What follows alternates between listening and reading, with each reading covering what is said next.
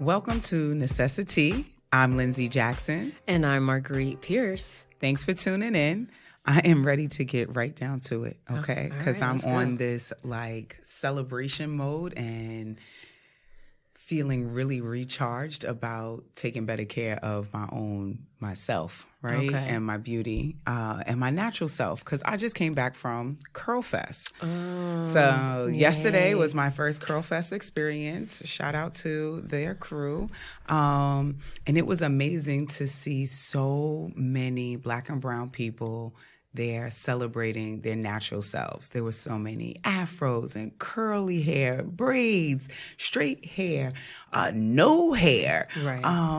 And then to bring my daughter, who's 7, to bring her along was really awesome. She has naturally curly hair, so we definitely moisturized that bad boy. I regretted it the next day, of course, because combing out that hair is something serious. So you got to use that good detangler.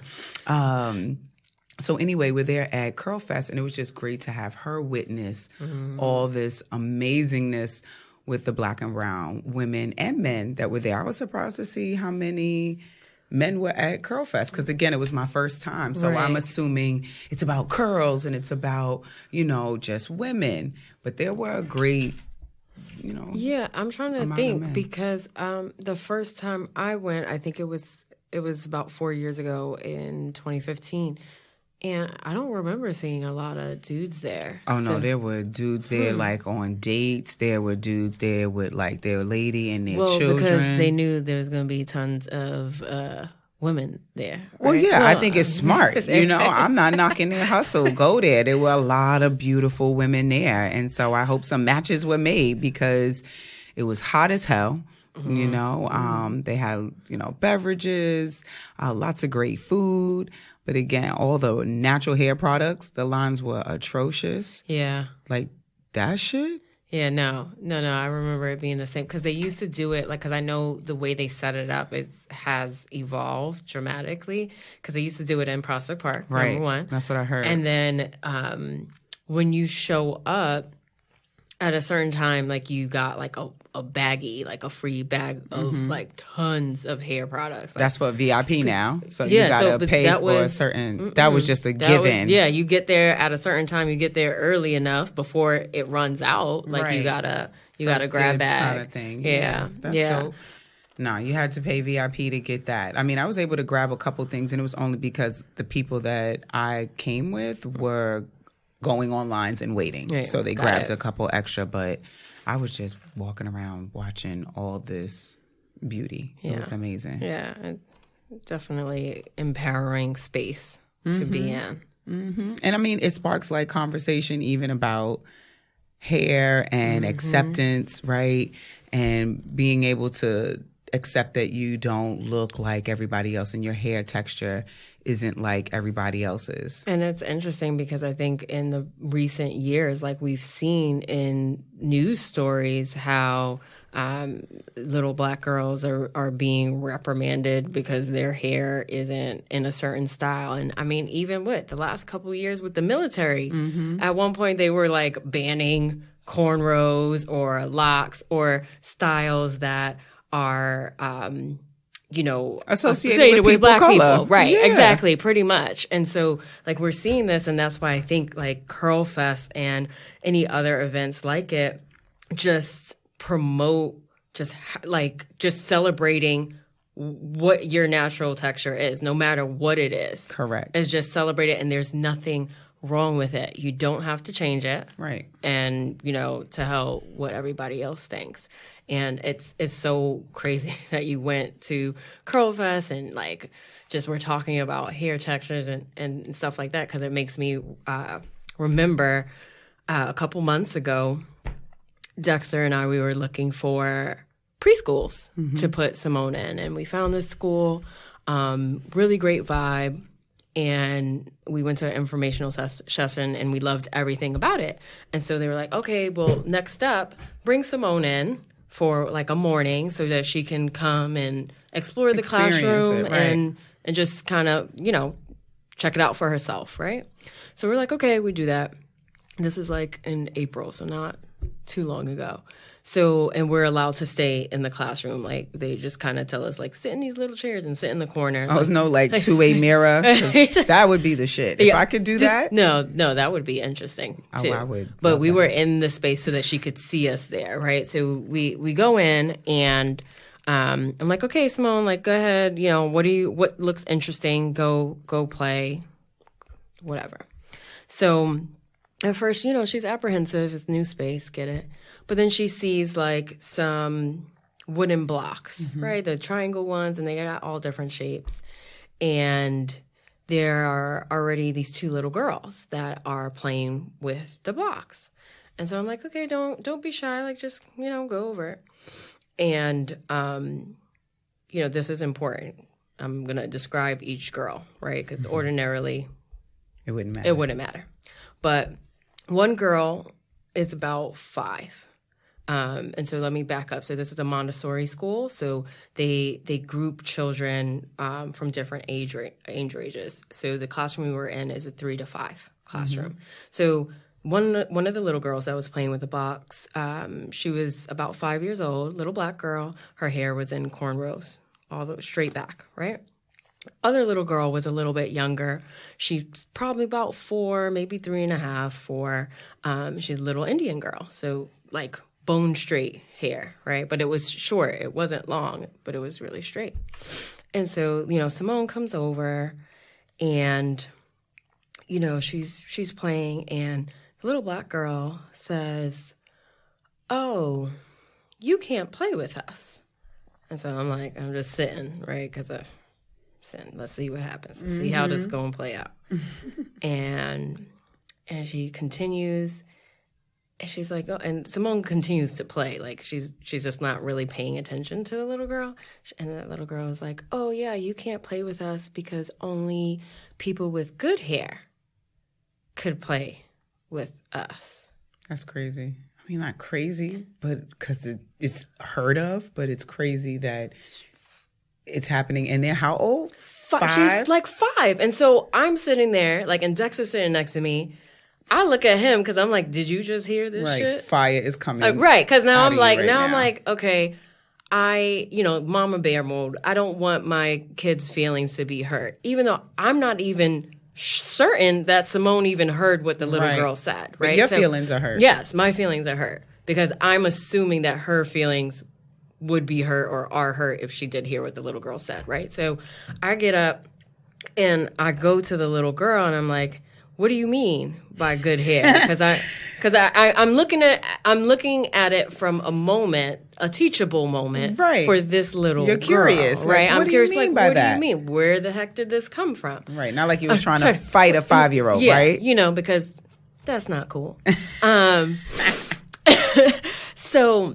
But at the exact moment that, like, the last word of my question came out of my mouth, the teacher had come over, like, they rang a little bell, like it was now time for water break or whatever. And I was just like, oh, okay, well, saved by the bell, I guess. And it got Dex and I thinking about how do we prepare Simone for the various different opinions and maybe mean words that the world is going to hurtle at her once she steps out of our house that's filled with love and encouragement and compassion and instilling empathy, like all this stuff that we are very intentional of doing within our home, within our safe space. And, you know, I'm just like, whoa, you know, is there something specific that we should be doing to prepare her for people to say hurtful things? And, you know, just recall a callback to like a episode that we did a little bit ago about the 4 agreements and how powerful words are, because I never want to be in a space to be at a loss for words and just tell Simone, oh, well, so-and-so doesn't know what they're talking about, like, ignore them, blah, blah, blah. There's got to be a deeper way to address it and outside of just pure dismissal. Right, because that doesn't work. Because even though we dismiss it out loud, there's still interpretation that's going to be done by the kid, right? That's Exactly. just going to pick at them. Exactly. Right. So, it's just a wild concept, and it was just really bothering me, and it's still, I'm still processing it, and I'm like, well, that's just the tip of the iceberg, right? Like my kid is 3, right? Like this, we're going to be dealing with tons of other challenges down. I can, from a realistic standpoint, I can fathom that, I can accept that. But now this is the specific episode that I'm dealing with, right? This is the experience. And I think about, did you guys watch the Chris Rock Netflix special Tambourine? Right. And at one point, he talks about like his kids being special. Right. And he says, before they leave, he was like, you are not special. Like, as soon as you leave the door, nobody gives a shit about you. And he's dropping F-bombs. Like, nobody cares. All over the place. He's like, nobody cares. What we barely care in here. In here. It's like a really funny bit. Like, you guys should check it out. It's like a hilarious bit. And he goes to the extreme, but you sit with it for a second and you're like, well, damn, Chris, you're right. I agree, right? Because outside of this home, nobody cares if your feelings are hurt, if you're being shy, or if you didn't get enough sleep in the morning. And nobody cares about any of that stuff. When you think about little kids, nobody cares. And I'm like, well, what can we do about it? Like, so that it doesn't destroy the person who we're building up in the house. Like, to build them up to a point where they can withstand some of the criticisms or some of the negative experiences that are going to come their way. Right. And it's wild because it's like, how can you prepare them? Is it that you build grit, right? How do you help them build grit? Is it exposure? Right? Because think about it, back with the civil rights movement, they would prepare by then degrading each other, saying negative things, yelling in each other's faces, saying the things that we knew that white people would say to us once we went out there to protest, right?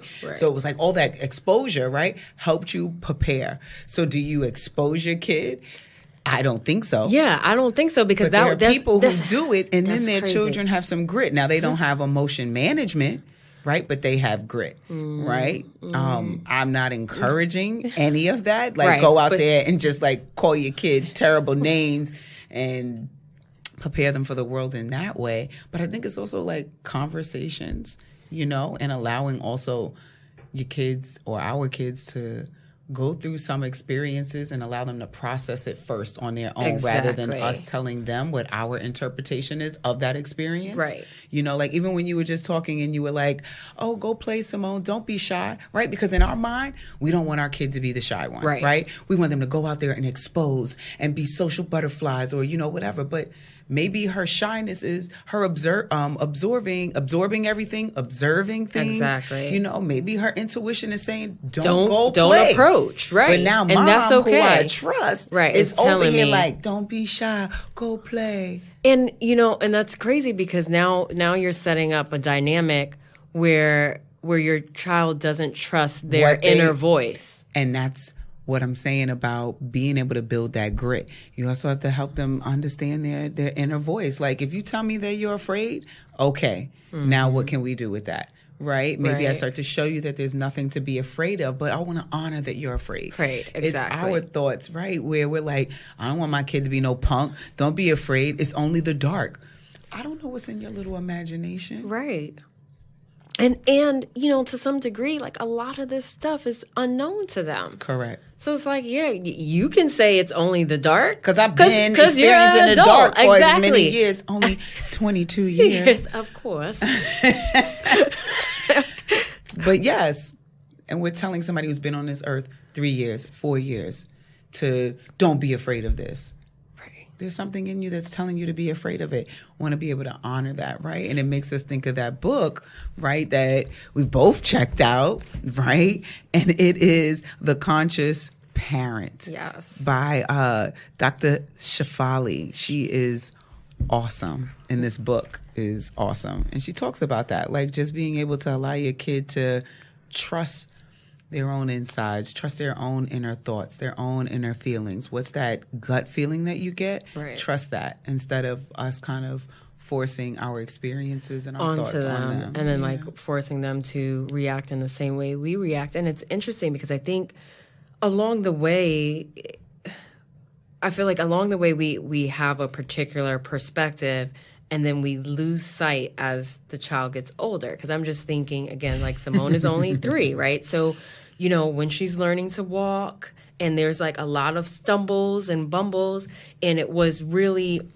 the messaging or the mindset that we were in at that time is don't overreact when she falls. Right. Because normally she's just going to get back up and try again. But if you make a big deal out of it, she might cry. Correct. Or she might, like, because we're overreacting. We're making a big deal that you should not fell be afraid and you stubbed or your whatever. toe or you scraped your knee and things of that nature versus, you know, okay, fast forward a few years and now somebody said something crazy and now you're getting upset because now you're internalizing whatever nonsense someone told your kid and you're reacting based off of your own ego and experiences rather than see from your if your kid is even perspective. bothered by Right, it before you get all hot in the chest. And I think that as a parent, that is really a challenge for me. I cannot speak for everybody else, even though I try to.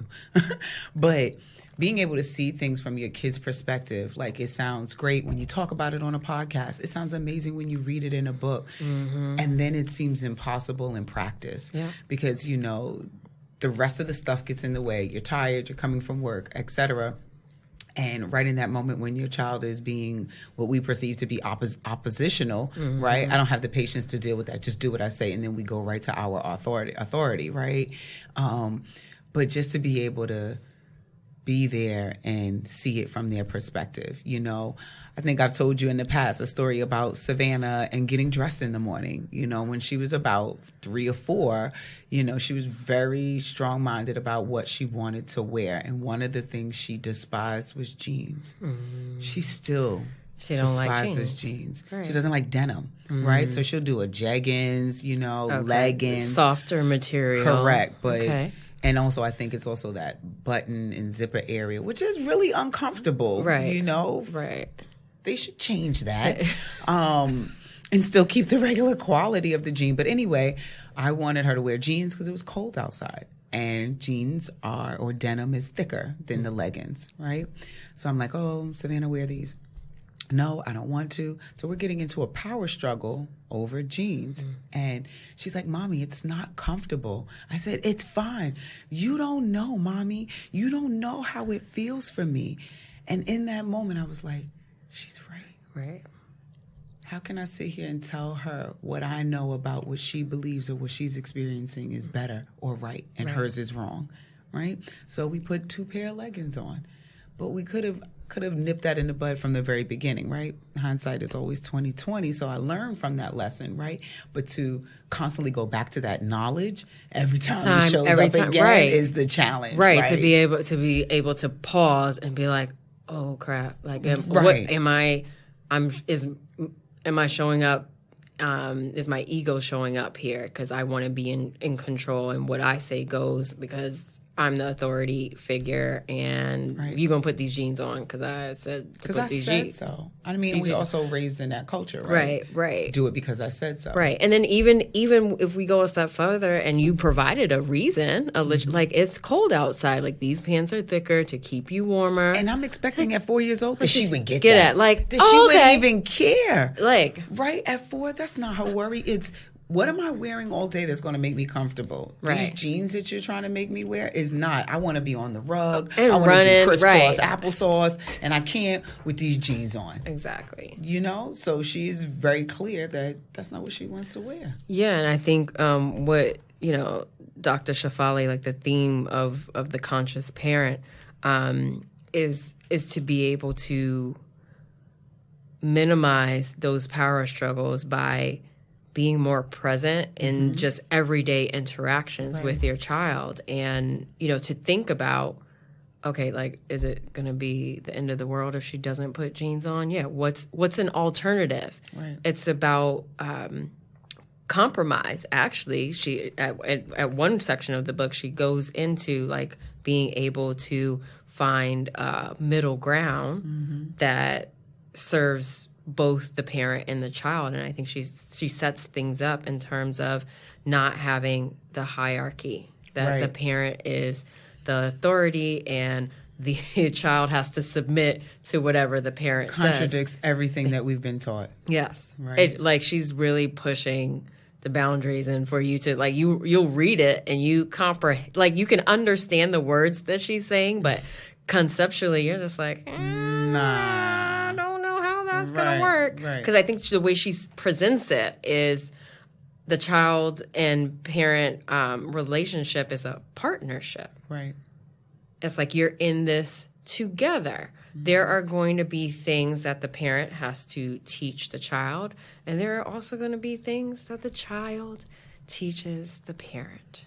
And Savannah teaches me something every single all the time day if I let her. Right? Because it really is about that moment where you have to reflect after an experience with your kid. Yep. Right? It's like, okay, what was that about? I always ask myself, who started this? And it's usually me. Right. Right? It's me that starts it. It's almost like I am this persecutor on my kid sometimes when she's just being her genuine, authentic self and just trying to figure everything out. And me, I'm also trying to figure everything out. But as a parent, in my interactions with her, I act like I have it all figured out. Right. And I don't. And you don't. Right. And I think that's another thing. Like, y'all just get out and just go out and get the book, because we're just going to continue to reference it throughout this conversation. But, she sets things up as how important it is to show how fallible you are, right? And that you don't have it figured out, and that you're not this perfect adult who has everything put together and figured out. Because then now they're going to be afraid of making mistakes and messing up, because they're looking to a source that never makes mistakes. Right. Like even the saying, mommy knows everything, daddy knows everything. Like that's our rebuttal for certain things. Yeah. But it's so not true. Not true at all. And it comes from a place where we don't want to be the adult who says, I don't know. Right. Somehow that has become a saying for like weakness, Right. or that you actually don't know what you're doing as a parent. So it kind of sets it up. Like then you question why they would listen to you if you actually said you didn't know. It's all about judgment, right? Because it's like, okay, if I'm the parent and I don't know, then I'm judging myself for being somebody who doesn't know. And I don't want my kid to think that I don't know, or that I'm not smart, I'm not informed, that I don't have a handle on this whole mommy thing, right? As if a kid would even pay attention to that. Yeah, and because when your kid is born, they don't send you home with a handbook like, say, okay, congratulations. Wait, so Here. Hold on, time out. Yeah. What to expect when expecting? That's not the not the handbook? It ain't. With the little white lady in the rocking chair and the baby that's all... No. No? No. No. It's not. Because they hand it out like it is. You get that as a gift at every baby shower. You want to pass the book down. Look, I read it for my first kid. So when you have yours, you've got to read What to Expect When Expecting. Do you know that I rarely reference that book, but instead I called my mama or I called my, daughter's grandmother. But I feel like that's where you go, because I'm not going to go and flip through a book and I'm trying to be like, okay, well, what color poop? What does this mean? Right, when you just have a kid. But what was I saying? I lost my train of thought. I'm sorry. We were just talking about that there's no handbook for it, right? When you're thinking about a judgment and having this whole mommy thing down packed. Now I'm back on track. Gotcha. Thank you. So you need to be able to, I feel like, constantly be flexible as a parent and being able to adjust, because I think a lot of times, like even with children, like they're progressing every day. Mm-hmm. And like from one year to the next is completely different. Like I was just talking maybe a few months ago to one of my girlfriends who just had her baby maybe in March, right? Mm-hmm. And I was just like, oh, like, oh, your baby's so cute and she's so light. And at one point, like, I missed that stage. Moment, that like, stage, right. like the little, they're like just cooing and blah, blah, blah. And then I was just like, yeah, I missed it for like a little bit. Good. A little bit. Because I was like, no. Because now I can actually have a conversation with Simone. And that, like, for me, for my motherhood experience, that was a game changer. Because now I don't have to sit there and decipher cries. And go, is she wet? Is she thirsty? Is she hungry? Does she just not, like, do you want the light off? Right. I don't know. Like, you want me to change the channel? Like, exactly. Like, it could be anything. I know it's so unrealistic, right? But that's how your mind works. Correct. It's just like, you don't want to watch. What was I watching? Guppies? Oh no, Different World. I watched the whole season when she was an infant. Oh, nice. Yeah, because I just had tons of time. Right. But anyway, like, being flexible and being and always being able to adjust and not necessarily take anything that's in a book or any other parent as gospel. Right. You can take it in and take it into consideration, but it's not a say-all, be-all, And I think, again, we've been taught that there's these specific sources, right, for information. And we actually can pull information from different places, different people, different experiences, different cultures, right? And then get the answers that we need, Man, listen. Motherhood, It's a trip.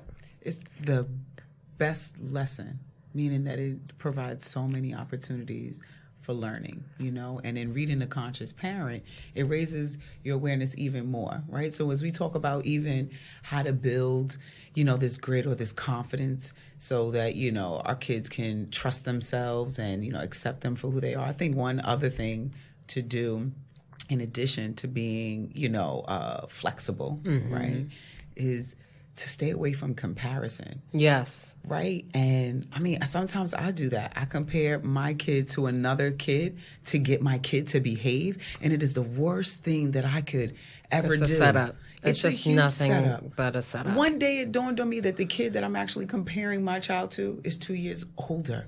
So now I'm putting the bar up higher than what my child developmentally can do. Right. Because this kid, in my perception, is a better listener. Right. And doesn't say no or, whatever. Right. So that comparison is really important, to stay away from. Yeah, no, because I think, I think a lot about like how you deal with yourself and how you process. Like, do you find yourself comparing yourself to other people? Right. And then therefore that's why you start comparing your kid to other kids. Something so simple where it's like, look at the other kids. They're playing. I'm then telling my kid, because I'm going to speak from the I, right? But I'm then telling my kid, be like everybody else.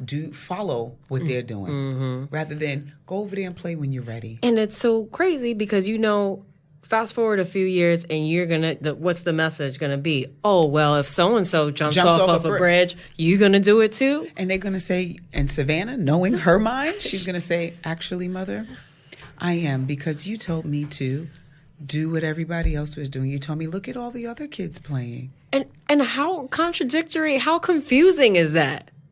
And then let's now go fast forward to a teenager. And even when we're like, why doesn't this kid have it together? Because we confuse the hell out of them. Yeah, that's why. Because they don't know which message to take and to apply in what moment. Because we muddied the waters, and so that now the messaging is all jacked up. Right? So I think that's also one way. And how do you just teach your kid how to trust themselves, right? We have to honor their voice, but then get them to honor, their own voice. Even in the Conscious Parent, when we give our kids compliments about really what we think. Oh, well, that's pretty. Oh, well, I don't think that looks right together. Or that doesn't match. I'm now practicing to ask my child, what do you think? Instead of her saying, oh, look at this. And I say, oh, okay. what you think? Instead of telling her what I think first, because then I feel like I steal her thought. Right. By doing because then she's just like, oh, okay, I guess I'm going to think what mommy thinks about this. No, Correct. that's so interesting. And then even with just instilling confidence in your children, and especially when it comes to appearance, and particularly for little Black girls, right? And, you know, I feel like within the last 10 years or so, there's been this trend of, you know, how to talk to little girls, like just little universal, how to talk to little girls, and to stay away from telling them how cute they are, how pretty they are, how beautiful, blah, blah, blah.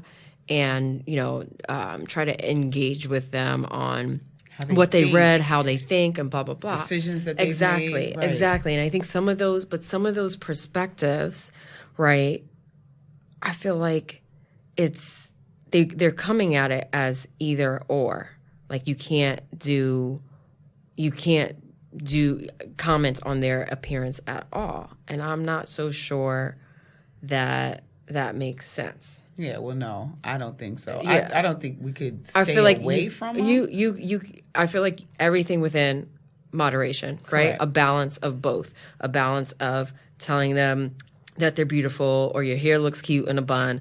I don't see any issue with that as long as it's being coupled and combined with, oh, I think you're so funny, or that was clever. Personality traits Exactly. and such, yeah. Exactly. Oh, I like how you put, you know, this Lego house together.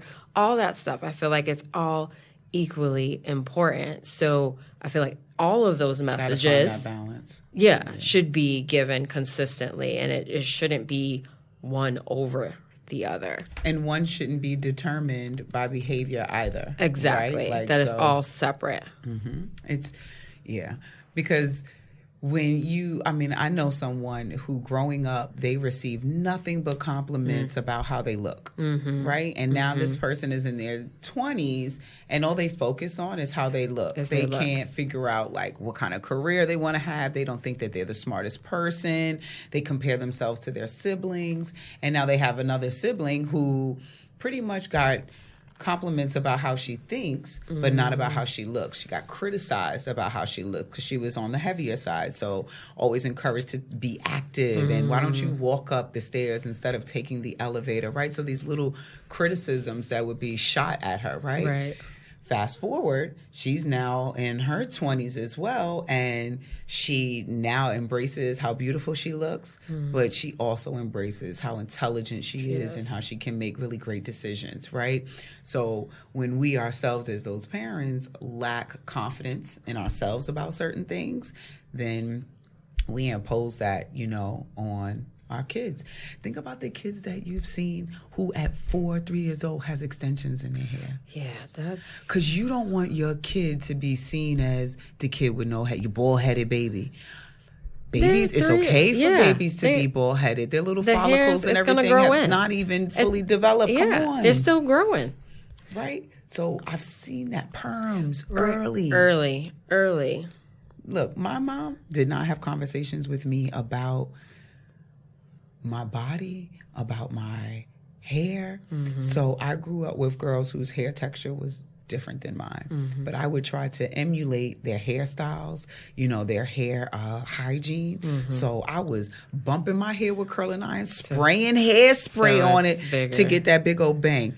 Little did I know that they were actually using them little pink curlers with the little almost like parchment paper wrapped around it because their hair was thicker than mine. So my hair wasn't going to set in that little roller. Right. But I know anything about flexi rods or anything. I was trying to get, now I'm dating myself, but French rolls and finger waves and all types of stuff that just was not meant for my hair. But I was just trying to discover. Trying to fit in. I was trying to figure it all out and fit in. Because I feel like that's paramount. Nobody had the curly hair. In the childhood experience, right? Because you don't want to be that outlier, the person that's so different. Now it's, you don't want to be the one with the perm. Yeah, because like how just... everybody has gone natural. It's like, oh, you still got a permit? Now we're judging. Now, now there's judgment. But like, listen, everybody do what they want to do with their hair, and don't try to fit other people into your box. Like, and you know what? That other. Why'd you have to go there? Because I was just about to say that person could be your kid too, and now you just made it really dirty from the box.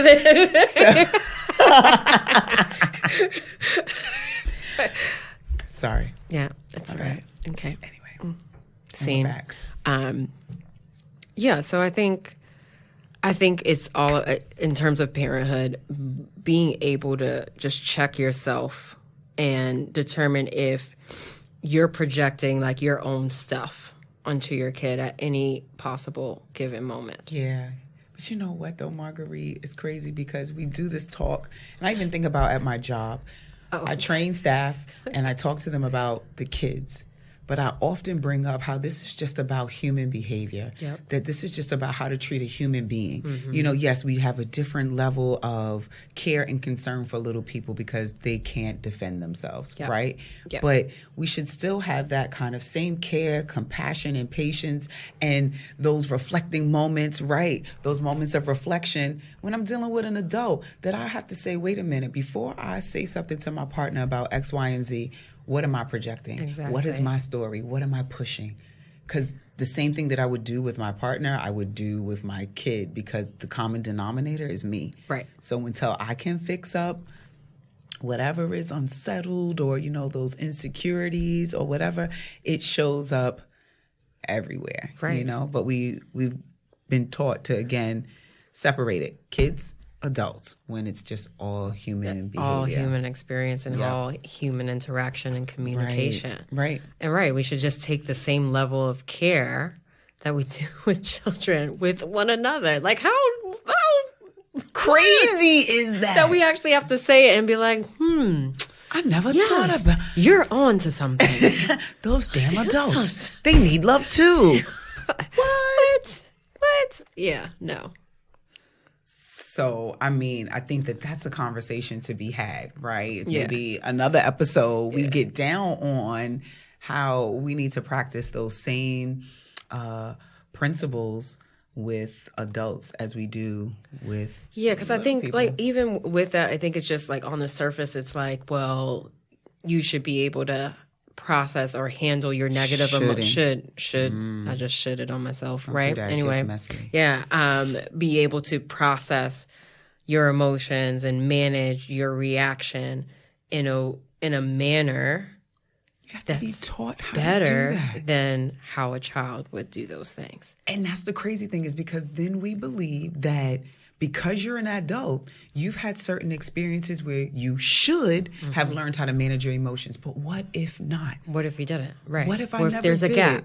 What if there was missing. Huge gap? And how I managed my emotions was to drink alcohol or have sex or smoke or whatever, because that's how I was able to cope, right, with something. And then we're like, you're grown. You should act better than that. You should know better.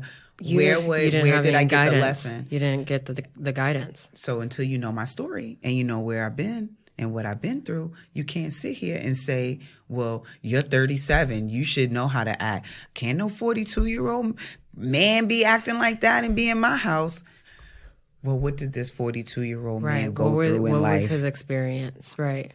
Because it all will make sense. Like once you learn people's story or the story behind their actions, or the list of previous actions, you're like, okay, well, damn. You can have compassion. Yeah. Right. And it brings back to what you mentioned with Chris Rock and the tambourine, right? Because he said that in the house is filled with love and compassion and empathy. And on the outside, right, the outside world, on the other side of the doors, those are actually the things that the world is missing. Right. Exactly. That compassion and that empathy.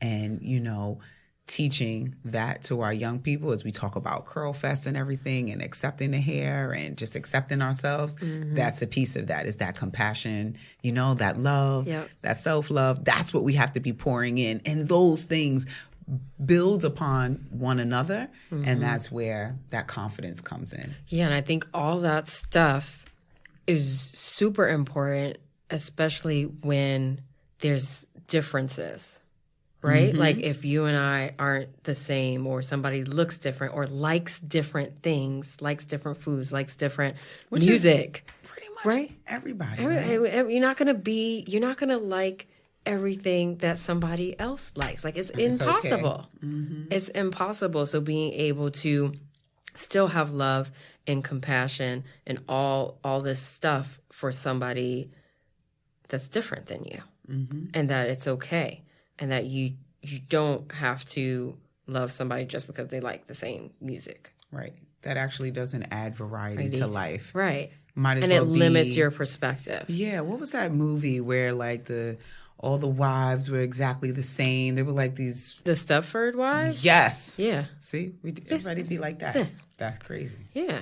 And there's the Twilight Zone. I'm a huge Twilight Zone fan. Really? Yeah. So the Twilight Zone, I don't know the name of the episode, but at some point in your life, like, I don't know, like 20 or puberty, you get to pick out like the model body. Oh, wow. That you're going to be in. And there was only like 2 options for you to choose from, because everybody was the same. And there's the woman, she didn't really... Wow, one or the other. She just wanted to be herself. That's scary, though. It is. You know what's the modern day Twilight Zone? Black Mirror on Netflix. Yes, Black Mirror. Let me see. I think I've watched all of them. I'm trying to think if they I'm deal learning with a lot about you and what you find interesting. I didn't know that you were into that's sci-fi. Yeah. Weirdness. Yeah. So wait, so you watched Stranger Things? No, I haven't. I only watched season 1 of Stranger Things. I'm behind on Stranger Things. Yeah. But I do like what I'm huge on right now. Dark. Sci-fi. Sci-fi is dubbed in English. It's like a German. It's on Netflix. 2 seasons. Dope. Like you hear crickets on my end. That's all right. That's all right. I've just been, whoever will listen, I tell them about it. So now y'all are listening. So watch Dark. Exactly. I don't even know how we got there. Oh, differences. Differences. That's how we got there. And just accepting ourselves. So we're going to wrap up and just remind us all to accept yourself. And the more that you explore within yourself, the more you can also allow your kid to explore who they are and love who they are and all of their differences. Right. And not have any limits or boundaries on it because it's different from what your experience is. Right. And we got to stop being so controlling and really deal with the inner baby that's inside of us. Right. The little kid that just didn't get what they wanted or who didn't feel smart enough or whatever. Right. Got to deal with that. That's how you can also show up and be a conscious person. Yes. And now it's time for tea time. So I'm going to kick things off. The tea for today's episode is together. Dr. Shefali teaches us that we should approach parenthood as a partnership, and that we look at it as we're all part of the human experience, right? And we're all in this together. We're tethered.